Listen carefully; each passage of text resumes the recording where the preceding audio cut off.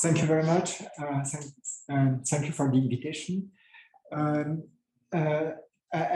tend to speak a bit low, so don't hesitate to ask me to raise my voice if you don't hear me correctly, and also to interrupt if you have any questions.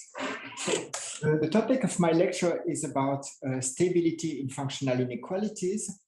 And I will try to do a kind of survey of various results that have been achieved over the years with one idea, which is to use some flows to connect some initial state to an asymptotic state and to distinguish the, what happens far away from optimizer of the inequality with a local analysis that can be done in a neighborhood of these optimal functions.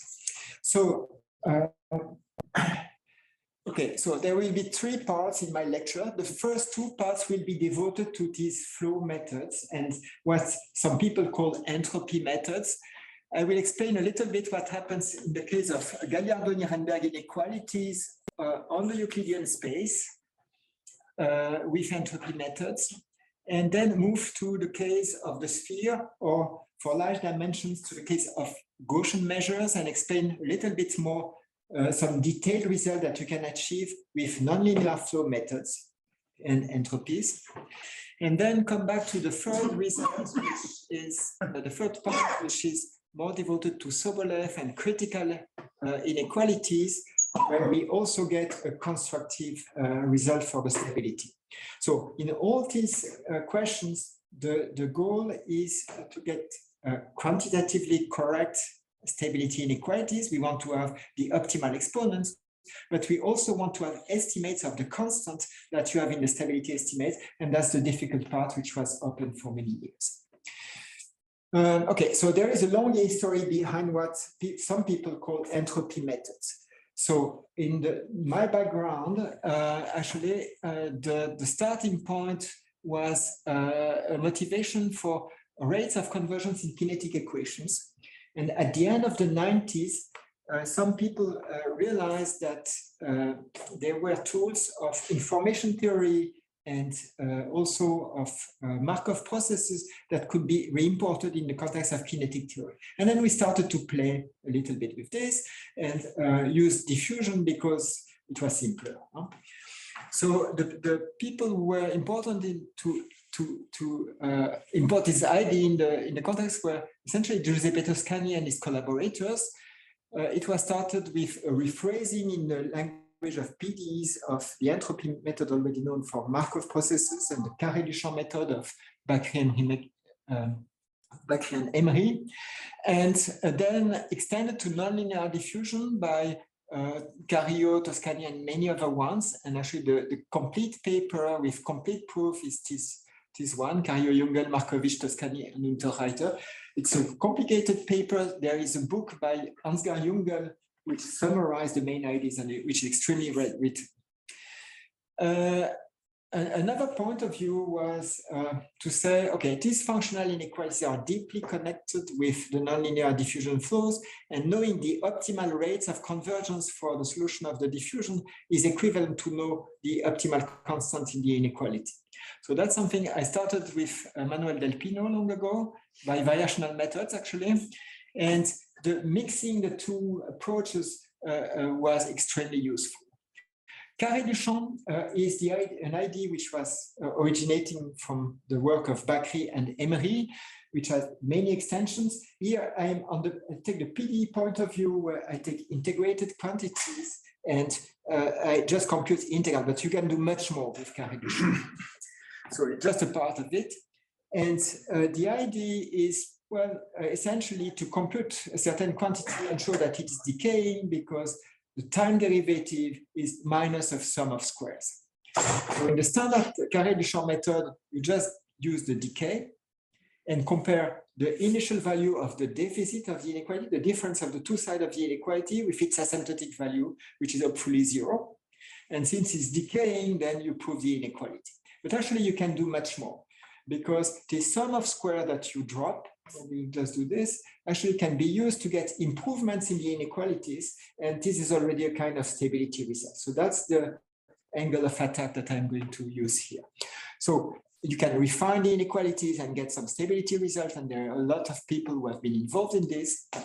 And I will present with some details, something that I have done with a PhD student of mine, Giovanni Brigatti, and Nikita Simonov, researcher. There are many other things that you can do. For instance, in kinetic equation, you can also use this entropy method to produce rates. And this is the hypocorrosivity theory introduced by Cédric Villani and many extensions which have been proved later. So here, I use these entropy methods in connection with fast diffusion flow, but it's really as a tool. There are some interpretation in physics of these entropies, a generalized entropy, but I don't want to enter in this direction. So let me, that's my first part, explain how to get a stability result for some Gagliardo-Nirenberg-Sobolev inequalities, and I will mostly focus on one family in the subcritical case to start with. So it is a joint work with Matteo Bonforte, Bruno Nazare, and Nikita Simonov. And well, the archive preprint is available. Okay, so what is the background of this? The inequality we are going to consider are Gagliardo-Nirenberg-Sobolev inequality with a special relation between the parameters. So essentially, you interpolate between the L2 norm of the gradient and the LP plus 1 norm of the function, an L2P norm raised to an appropriate power. This power here is just such that when you optimize on the scaling on the Euclidean space, you recover the standard form, which is a scaling invariant here. However, it's more convenient to write it in that form because we will recognize some entropy terms and entropy production of Fisher terms by doing this. Now, the flow we use is just the fast diffusion flow. So the time derivative of a density is Laplacian of rho to the m. And here I will focus only on the fast diffusion case, which corresponds to m less than 1. So m equal 1, the heat flow, will be the limit case. And the idea is to take the density rho as f to the power 2p and apply the entropy method. You will see in a moment how it works. Now, there is some range of the parameters. So when p, okay, here you have the L2p norm. So 2p needs to be subcritical. Assume that the dimension is bigger or equal than 3. So p is going to be below d over d minus 2, 2p less than the critical Sobolev exponent, and bigger than 2. And in terms of m, there is a correspondence, and it means that the m is below 1 and above or equal to d minus 1 over d. And this d minus 1 over d is the exponent which corresponds to the Sobolev inequality. So 2p equal 2 star, 2d over d minus 10. So actually, this family of Gagliardo-Nirenberg inequalities is a kind of interpolation between the limiting case m equal 1, p equal 1, which is the logarithmic Sobolev inequality. Actually, when you take the limit as p goes to 1, make the difference and divide by p minus 1, you recover exactly the logarithmic Sobolev inequality. And the Sobolev inequality, when you take p equal d over d minus 2, here this is f to the power 2 star, theta is equal to 1, and it's just the standard Sobolev inequality. So this family of inequality just interpolate between log Sob and Sobolev. Okay. So it's actually more convenient to go to self-similar variables. So you introduce a change of variable which correspond to the scale of the self-similar solutions, and this changes the fast diffusion equation into another fast diffusion equation with a drift term here. And the advantage is that instead of having a self-similar solution which spread as time goes to infinity, now you just converge to a stationary solution. And from now on, I will assume that the stationary solution and my initial function have the same mass. So I will not have to take care of the mass parameter. So what is the entropy? Well, it's simply v to the m minus b to the m minus mb to the m minus 1 v minus 1. So the beginning of a Taylor extension. M is less than 1, so there is a minus sign so that this quantity is still a convex functional of v. And B is going to be the stationary solution, the one that makes this equal to 0. I'll come back in a second to this. Sorry. Yeah. I'll be completely obvious. Why do you call it entropy? Well, okay, it's a generalization of the entropy in the sense that if you divide by m-1 and take the limit as m goes to 1, you get V log V over the Gaussian. Huh? Okay. And that's the natural generalization.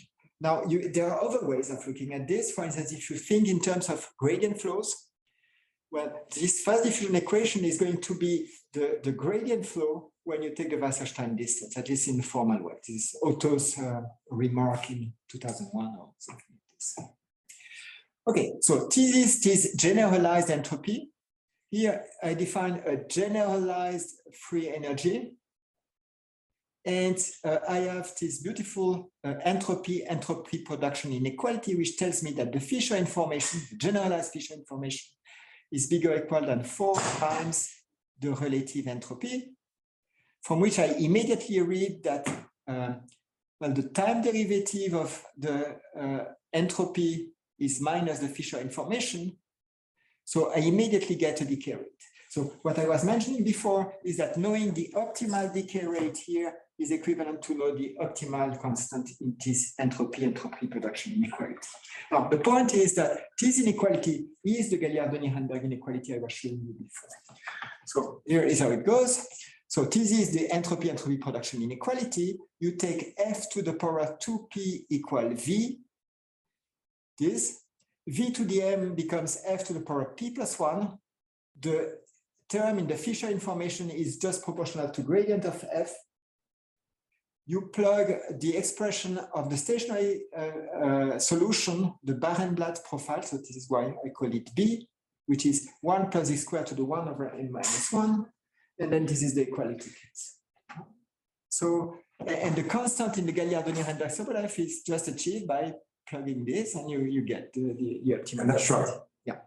So it's a kind of Fauban-Talenti type function, except that it's for subcritical exponent, and of course it works only if you have the special relation with p plus 1 here and 2p here. Good. So now okay, first thing you may think at is what happens. Can you go back a couple slides? Just I want to make sure. So when you rewritten in self-similar variables, the original nonlinear equation, right? Yeah. But it's the same equation essentially. Absolutely, just with a space-time kind of scaling. Yeah, yeah. And then you define. So then now, if I go back here and different notions of entropy here. Yeah. So your Fisher. Yeah, so, Fisher is here. This is the. Okay, which one is the Fisher? The Fisher is this I. Oh, the I. Okay. Yeah. Okay. Yeah, and you see when m goes to 1. What you get here is the gradient of the log of it. So B, what is the B is your Barenblatt? B is the Barenblatt, and this is the one which makes t equal to 0. It's the unique stationary solution for a given mass. Okay. Yeah. So here I'm adding a little bit some details. For instance, here I fix a certain mass to have 1. Otherwise, I have another constant here. Just to simplify. Okay, so one remark is when you write it in terms of entropy production, this 4 is remarkable. So you want to understand where it comes from, and it's a spectral property. So if you take, you expand around the Barenblatt. So you take V equal B plus epsilon something, and you expand in terms of epsilon at order 2. The two sides, you get a linear relation which corresponds to, well, you get a quadratic form, and the spectrum of this quadratic form can be computed explicitly. Huh? So here is how it goes. So it has been done by Denzler and McCann, and well, there is some continuous spectrum, so all this gray area, and this corresponds essentially at what happens at infinity. It's kind of RD type. It's easy to see with RD inequalities. There is an eigenvalue at level 0, which corresponds to the degree of freedom attached to the mass. So if I fix the mass, I will never see this kernel. And then there are eigenvalues below this continuous spectrum. So on the horizontal axis is the value of m, my fast diffusion parameter. And here are the value of the eigenvalues. And what you see is that the lowest eigenvalue, at least for m close enough to 1, is 2. So what is the m again? I lost the target. Oh, m is the exponent in the fast diffusion. Yeah. It's related to the p. P is so you're linearizing around Barenblatt with that nonlinear. Yeah, right. And what you realize is that when you made a quotient of Fisher by the generalized entropy, the infimum is going to be 4, and these 4 precisely correspond to twice this gap. And actually, the infimum of the quotient is achieved only in the limit when you get close to the Barenblatt. It's degenerate because Fisher is 0, relative Fisher is 0, and relative entropy is 0, but you linearize, you get the quadratic form, and you get the spectral gap. Now, one interesting thing is that you can identify the eigenspaces attached to this eigenvalue, and they correspond to x derivatives of the Barenblatt. So they are generated by the translation of the Barenblatt. Okay, and the next one, the blue line, is corresponds to the dilations of the Barenblatt. Okay, it's x gradient b essentially generates this. So this one is one-dimensional, this one is d-dimensional. Okay, and there is a one-dimensional kernel that relates. And of course, the idea is, if I have a well-prepared initial datum for my flow, for instance, if I put the center of mass at the origin, then I will never see this translation mode. And then instead of having twice the gap, I will have twice the gap corresponding to the blue line. Okay, and in that way, I get an improved constant in the inequality, and it's already a stability result. So that's the strategy. Now,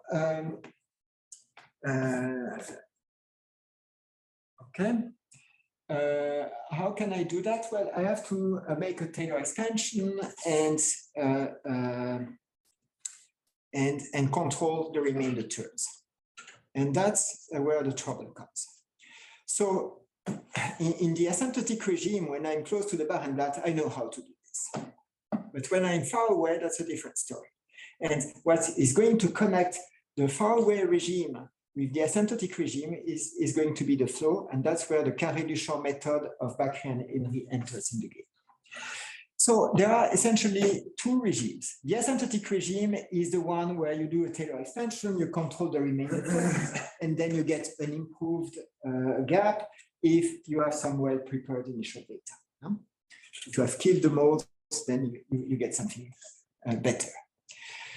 Okay, there is an initial time layer, and that's where the Carré-Duchamp method is going to play a role. Actually, the entropy decays faster than e to the minus 40 because of the remainder terms in the Carré-Duchamp method. So you get something additional, and you can use it in the initial time layer. And how do you connect this asymptotic time layer with the initial time layer? Well, you need some control of the remainder terms, and you need some regularity, or at least this is the approach I use with Bonforte, Nazare, and Simonov. And this is going to be a regularity result. So here we are using an additional property of the flow, which is that it is regularizing along the time, and you can get an exact control on how much it regularizes. This is a property. So we are in the fast diffusion regime, and keep in mind that when the solution go to the asymptotic regime, the regularization is getting better and better, faster than before. So let me explain a bit more.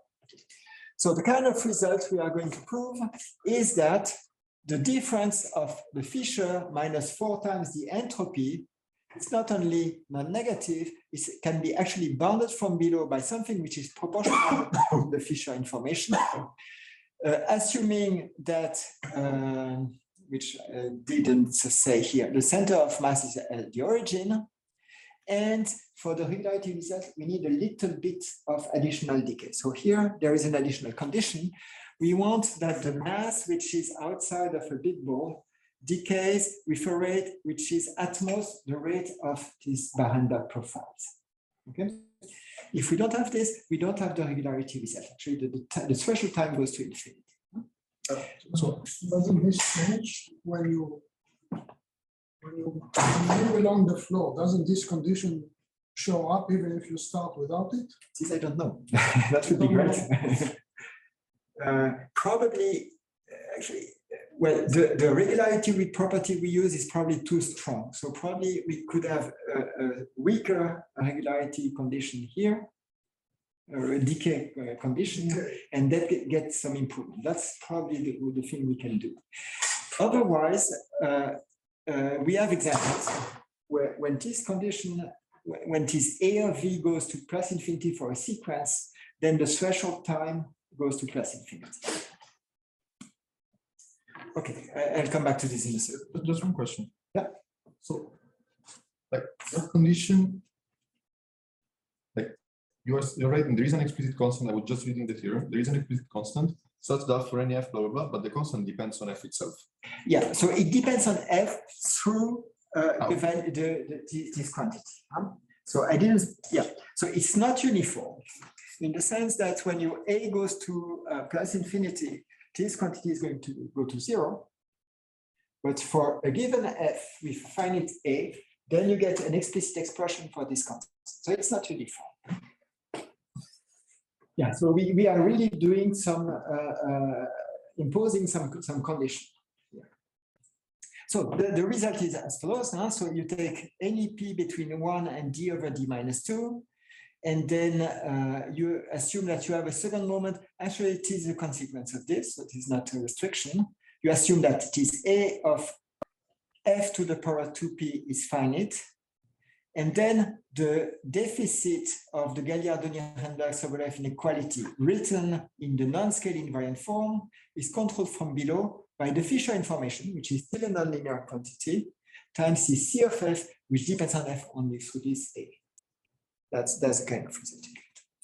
Now, the point is that you can really compute this C of f in terms of the A. One more remark, f to the 2p is going to be the initial value of v at t equals 0 that we evolve through the flow. There's always this game. This is the form of Gagliardo-Nirenberg and correspond to v equal f to the power 2p. Yeah.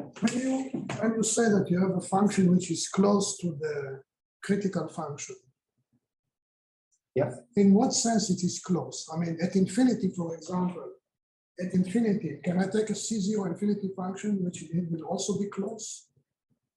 Because these functions are decaying very slowly. Yeah. So if I take a function which is compactly supported, it's very far away. Yeah. So actually, we are interested in solution in functions which have the same kind of decay as the Barenblatt solution. Wow, so you assume it's exactly the same. Yeah, and the point of the fast diffusion is that in finite time you are close in a very strong sense. Okay, so that's the slide afterwards. Okay, here this is just one slide to say in the asymptotic regime you have an improved spectral gap. Okay, so I already explained. Okay, let me skip this. So you get an improved spectral gap if you satisfy the orthogonality condition, the fact that the center of mass is at 0 for the right mass. Okay, and if you are trapped between a Barenblatt up to an epsilon factor, which is extremely strong, then you have this Taylor expansion, no more. But the point is that this condition is reached in finite time through the fast diffusion flow. But to get this condition, this is where you actually need the AB to be finite.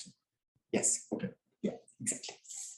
Initial time layer, this is the carré du champ. I'm hiding it a bit under the carpet because the computations are heavy, but not difficult. Okay, you compute the time derivative of the difference of the two terms, you get a lot of terms, and you combine them in the sum of squares. Okay, so that's not such a difficult. If you want to do a bit better, well, you have to be clever with one of these squares, and you have to interpolate a bit further. And what you get is that there is a convex function such that, well, you get a remainder which is strictly positive. So think to psi of 0 equals 0, psi prime of 0 equal to 1. When you expand, please of the order of the entropy squared.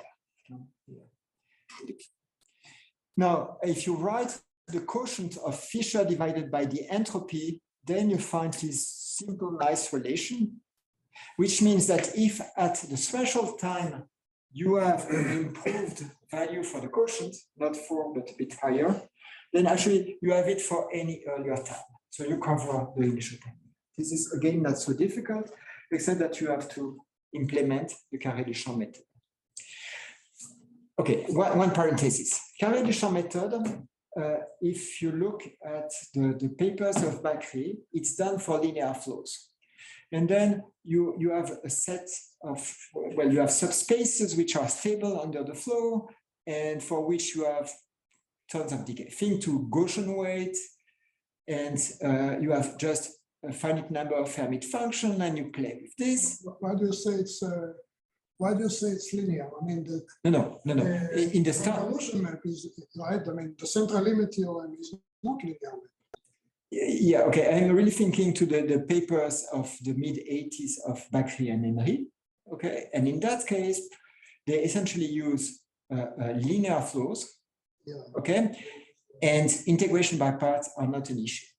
When you go to the nonlinear cases, you have to be careful because you have heavy tail functions and you have to compute various derivatives when doing this. So there is a justification to be done. So it's hidden here. It's present. There is a difficulty. So initial time layer, it's fine if at time t star, you know that you have an improved inequality. Okay, now you need to control t star. And that's the result. So you take the fast diffusion flow. So M is bigger than 1. I insist on this. There are some limitations which are not a problem for the family of inequality we want to consider. You assume that you have this decay of the initial function. So U0 is the initial value for the evolution problem here. And then in a finite time capital T that you can explicitly compute, we get that the quotient of the solution at time t divided by the Barenblatt is epsilon close to 1 uniformly. So it's a strong relative uniform convergence. It's an extremely strong property, which is not true in the limit m equal 1. It's not true for the heat flow. It's the fact that you are using a fast diffusion that gives you this result. So there is an history behind this. It uses the Moser theory, some estimate by Carenza and Serracchioni in the 80s, the work of Bonforte and Vasquez about the global Harnack principle. You use Harnack principle there, and refinement by Bonforte and Simonov. And finally, you make all these estimates quantitative, which requires a bit of work. And you get an explicit value of this capital T in terms of the A of F. Okay, and once you have this, then the result is that you can glue the asymptotic regime from T larger than T star with the initial time layer using the estimate based on the Carré-Deschamps. And then you get something for the initial data. And this is the improved inequality. So that's the strategy. So the typical result is, sorry, I missed a step. Yeah, okay. So here it's written for the critical case, which correspond to P star equal D over D minus 2. And here there is an additional refinement because you also have to kill the eigenspace corresponding to the dilation invariance. Okay, so here there is an additional rescaling that has to be done or a delay that has to be introduced. So typically the result is as follows. You assume that you have an initial datum. So F2 star is the initial datum for the flow, which has the right mass, or you take the Barenblatt, which has the same mass, which has the center of mass at 0, so T is 0, and the second moment has to also to be fixed. So it is a restriction of the method. You need second moments in this type of methods. It is actually implied by this decay condition. And in that case, then you get an explicit constant depending on A, which tells you that this deficit controls the relative Fisher information, which is here. Okay, how can you get something out of this? Well, this Fisher information controlled by the entropy production inequality, it controls the entropy. And then by a Tisza-Kullback-Pinsker inequality, you also get a control in standard LP norms. Okay, so it's really a distance to the manifold of the optimizers of the boundary functions. Good. I have to pay attention to the time, so maybe let me skip this and go a little bit to another setting, which is not so different, but a little bit. So it's the case of the sphere. Essentially, I'm going to use again a fast diffusion flow on the sphere. It is a joint work with Giovanni Brigatti and Nikita Simonov. And actually, there are three things that I will try to present. So first, oops, oh, sorry, wrong button. Sorry. So excuse me. So first, you can combine the Carré-Duchamp method with some spectral information. We have already done it on the case of the Euclidean space. On the sphere, it's much more clean. Okay, so let's start with the logarithmic-Sobolev inequality on the sphere. So it comes with this constant d/2 when you normalize at least the volume of the sphere to 1. Huh? So mu is a priority measure on the sphere, a uniform priority measure.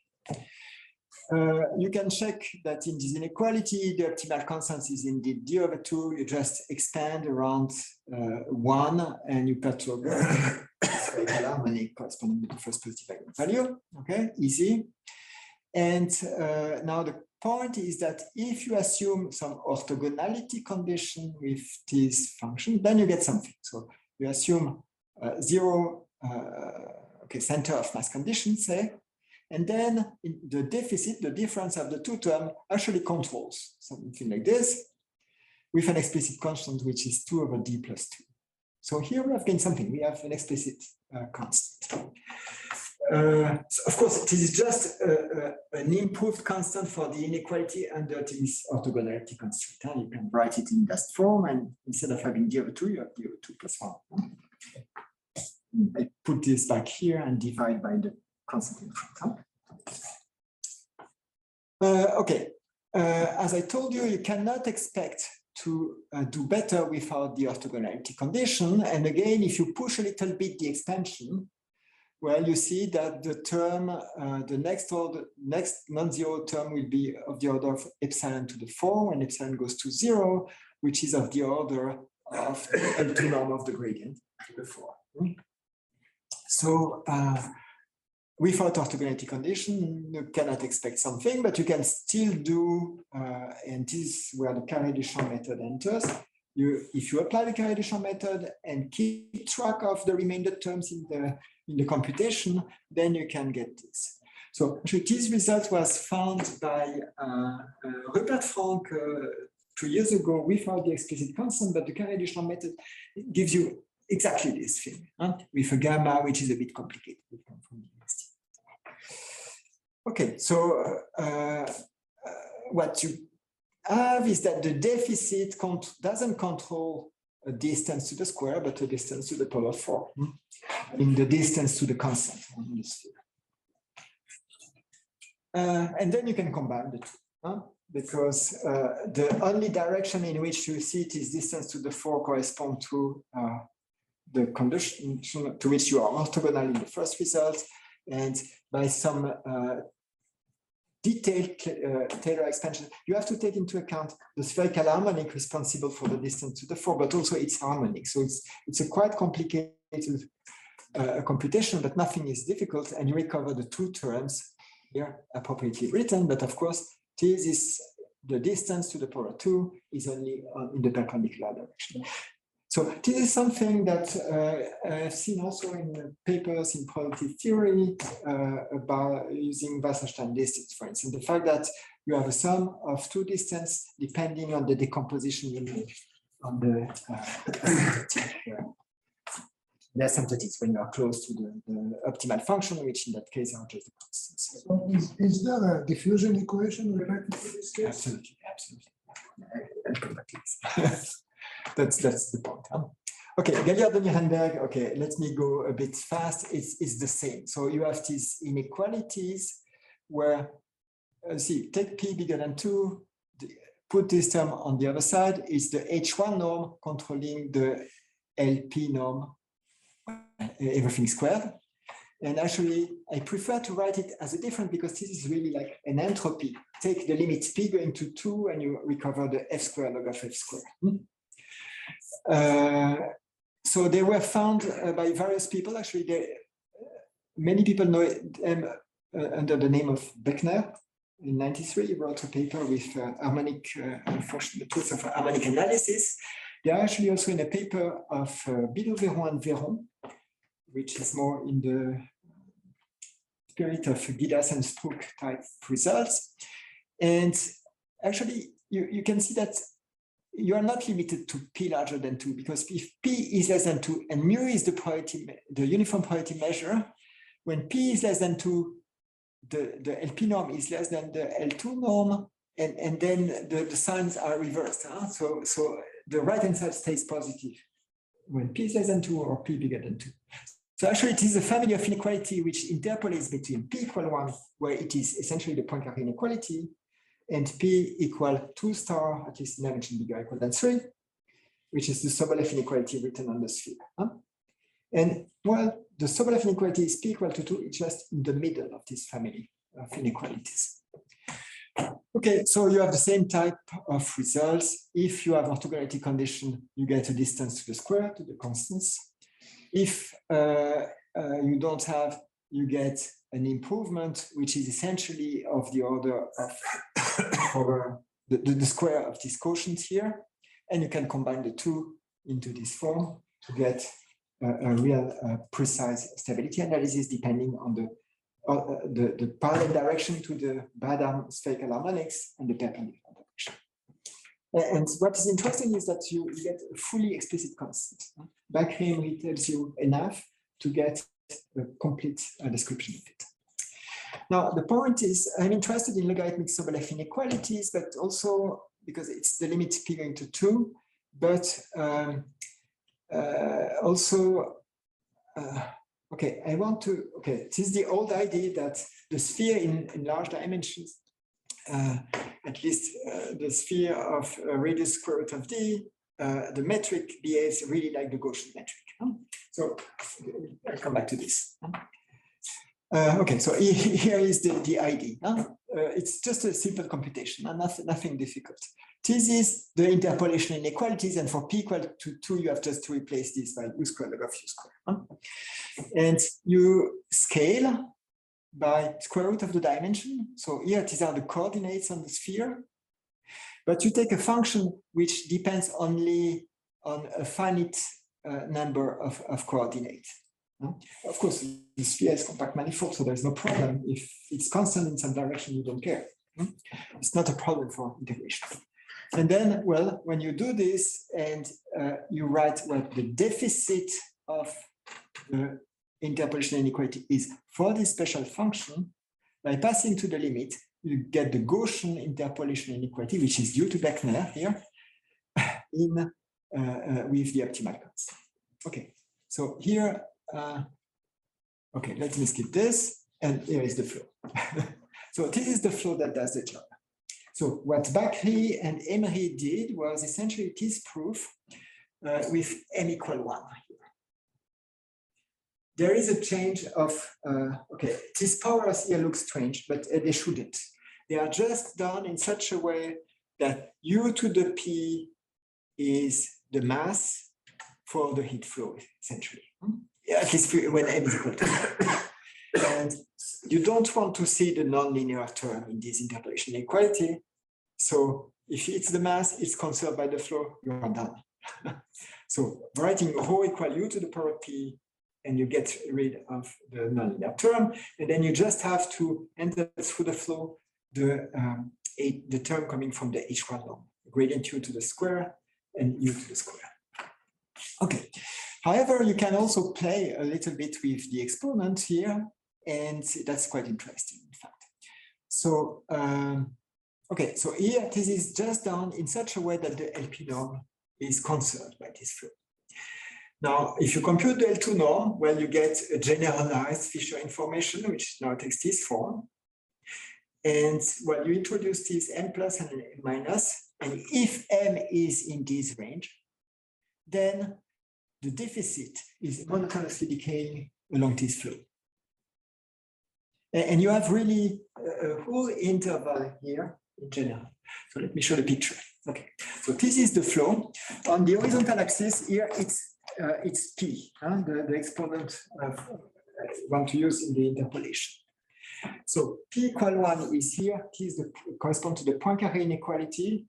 And the gray area is the range of the M which are admissible for this flow, for which the flow decreases monotonically the deficit.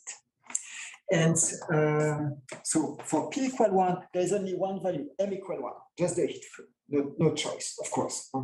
You make the decomposition of spherical harmonics, this is clear. For P equal 2 star, so here the picture is in dimension 5, so 2 star is 10 third is exactly here, also 1 point, okay? And the choice is M equal D minus 1 over D, the same as for the Euclidean space. And for any P between 1 and 2 star, you have the whole range of the M. So M equal 1 is here, this is the heat flow here. But you also have nonlinear flux. So the method of Vach-Riemann works perfectly for M equal 1 up to this point. At this point, P is 2d squared plus 1 over d minus 1 squared, strictly below the critical exponent. Now, you can prove, this is something I did with Michael Loss and Maria Esteban, that away from this, you can build initial data for which you don't have monotonic decay. So it's really, the monotonicity is really only inside this area. And you said that everywhere outside this area, or just in certain points you're able to build bad solutions? Okay, our counterexample, the one we published is on the boundary. Okay, then. Okay. Yeah. And no, actually, you can see that at least in the neighborhood, you can extend. I mean, this was a question which was asked by Vach himself. Eventually, there would be some compensation between the various squares that appear in the carré du champ method. It's not the case.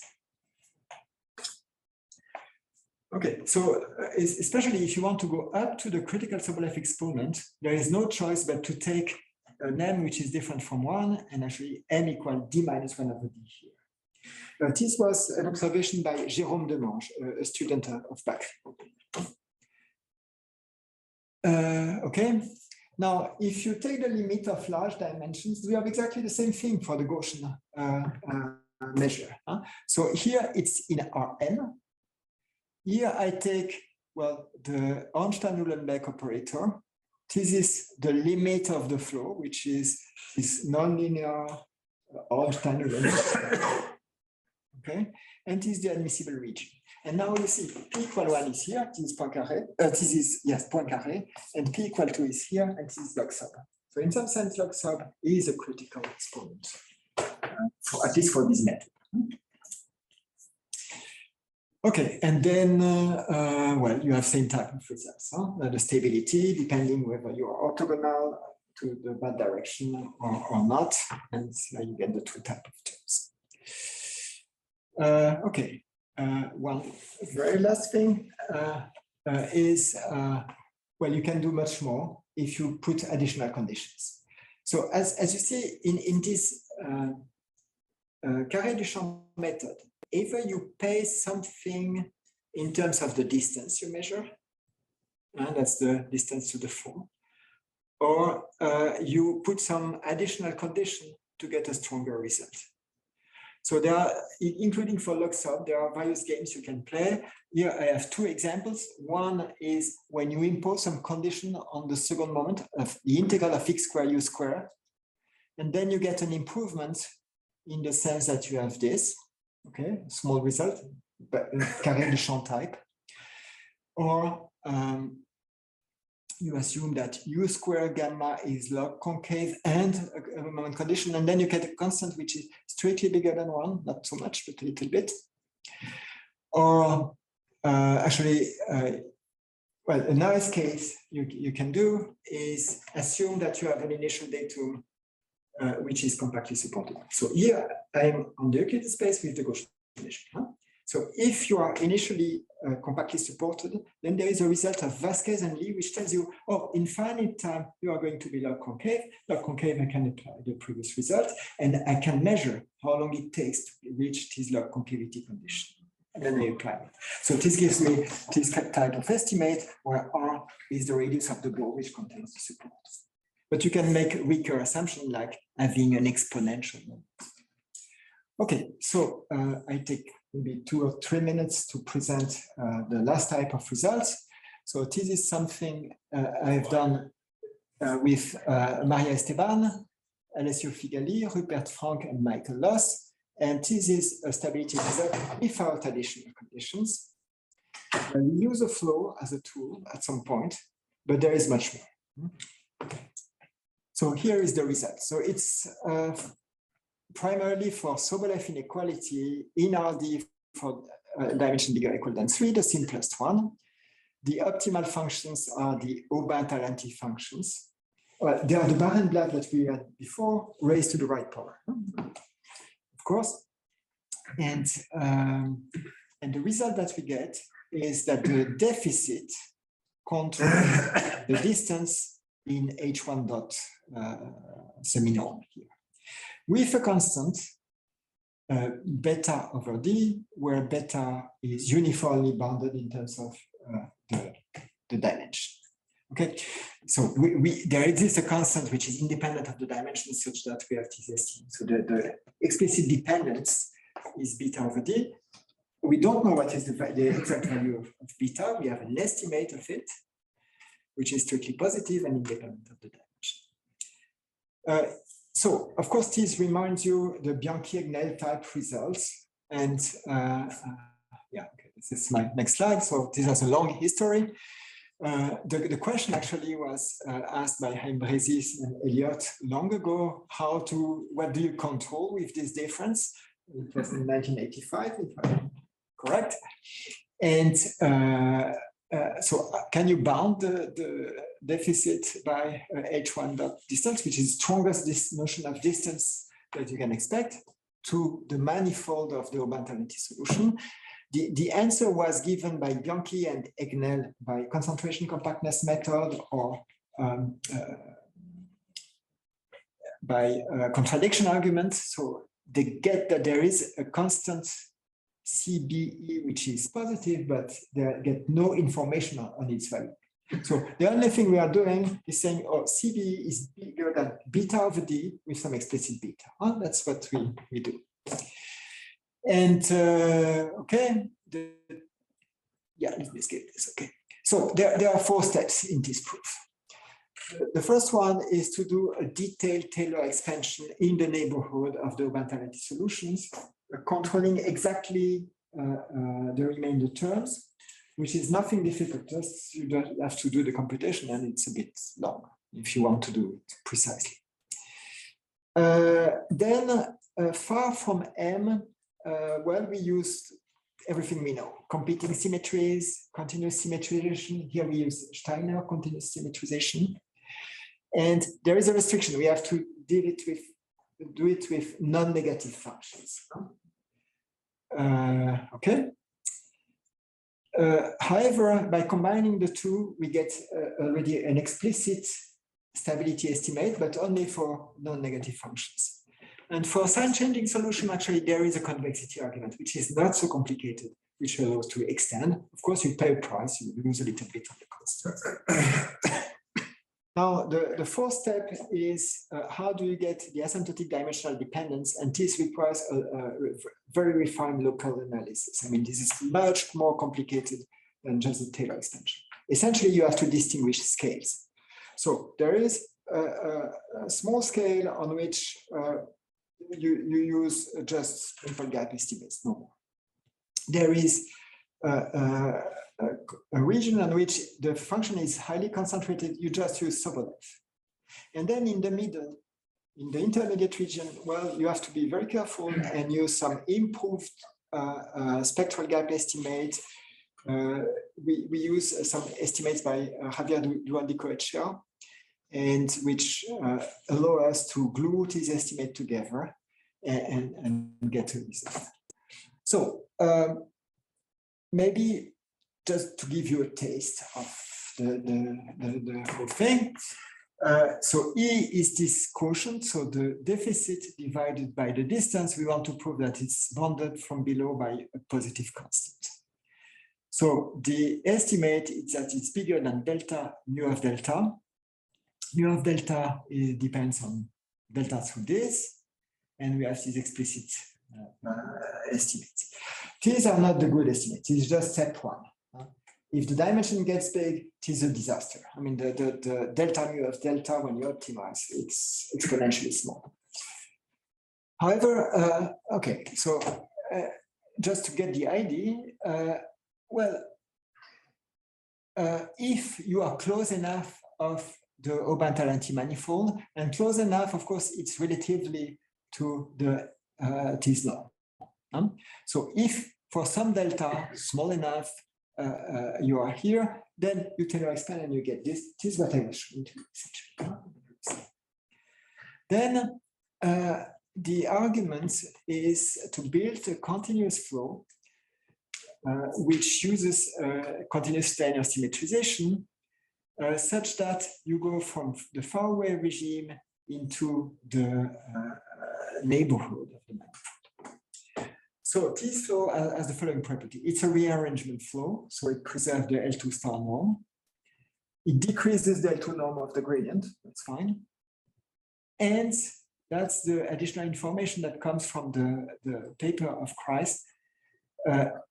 In the limit, as time goes to infinity, then this distance goes to zero. What do we do? Okay, so we rewrite this quotient here. And actually, we estimate brutally by taking G equals test function. Then, once you have written this, of course, these two terms, they simplify, so you see the gradient of f only in the denominator. And now, this is a decaying quantity, it's a denominator, there is a minus sign, it's decaying.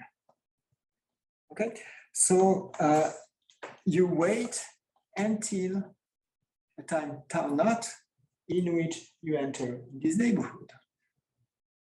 Okay, and then you apply the estimate you have here up to a delta that you pay because here you were not up. And that's it.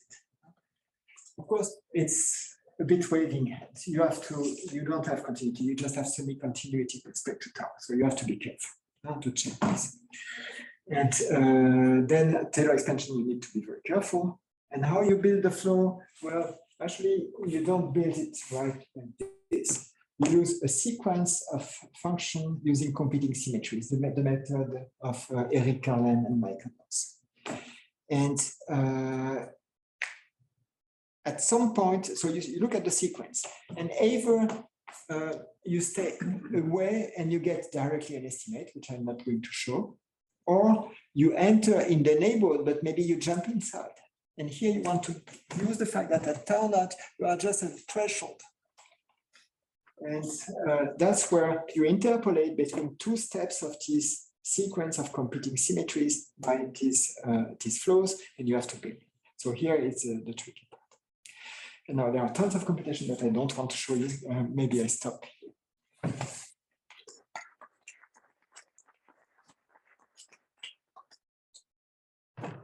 If there's any question? Yeah, since you explained so well how to get all these through these flows, I wonder if you have ever thought of revisiting the proof of the Bieberbach conjecture, which uses Loebner's flow. That was, Loebner invented this flow with conformal maps. And of course, there is a part which is very closely related to this, which is the Millian-Lebedev inequality, which has a Sobolev meaning in terms of an Onofre type inequality. So that part we understand, but the flow part is just that you've highlighted the flow, and I wonder if you would revisit. It's not a sum of squares. Yes. It's a much more subtle flow, but it is the way it's proved. Loebner's method, which is what the branch used.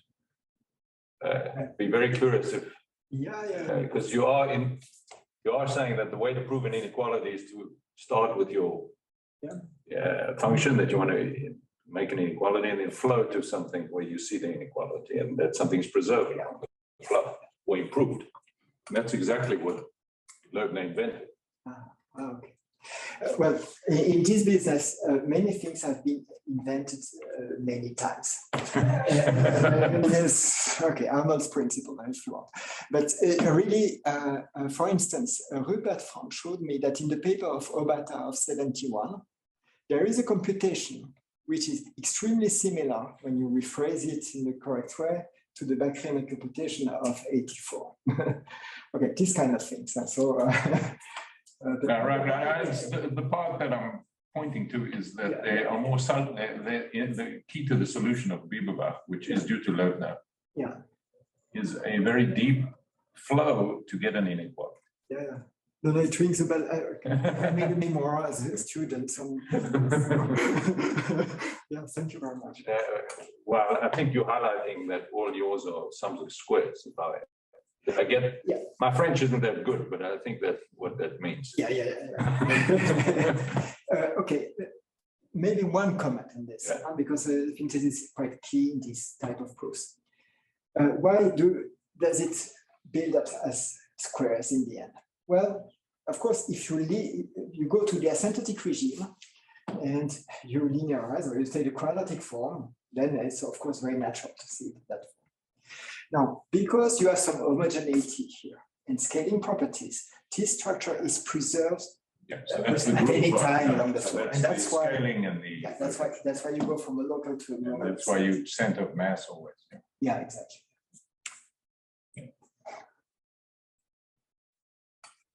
Okay. Your initial theorem regarding Gagliardo-Sobolev. Maybe I'm missing names. Nirenberg. You're setting everything under the additional condition that a certain norm has to be finite. Do you actually have counterexamples to the stability if you drop that condition? No.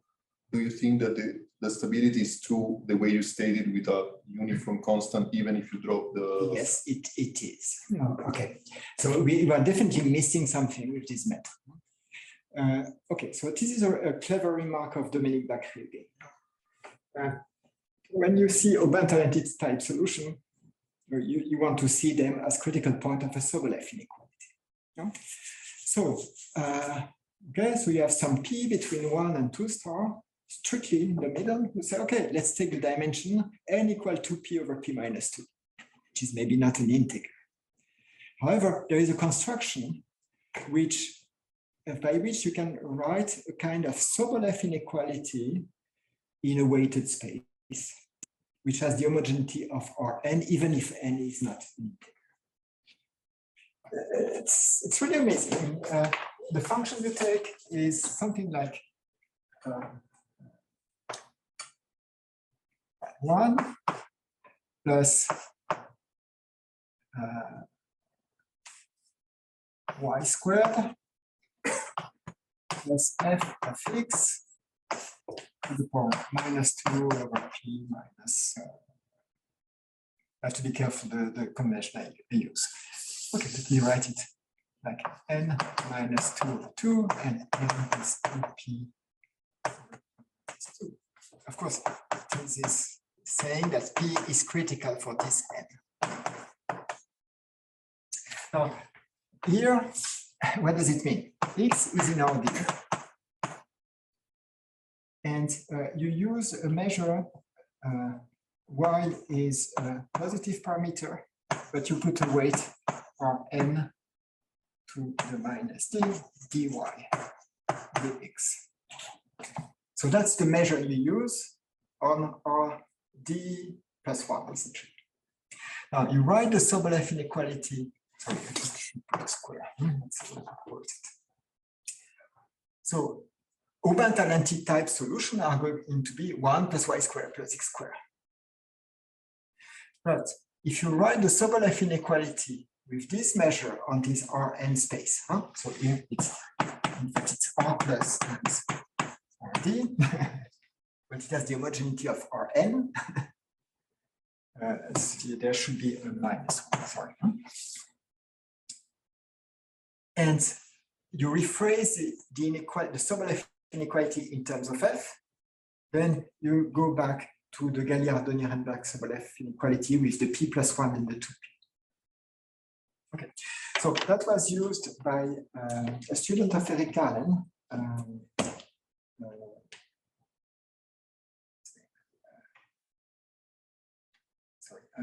Seufert, and then you can use the the Bianchi-Egnell type method for Sobolev,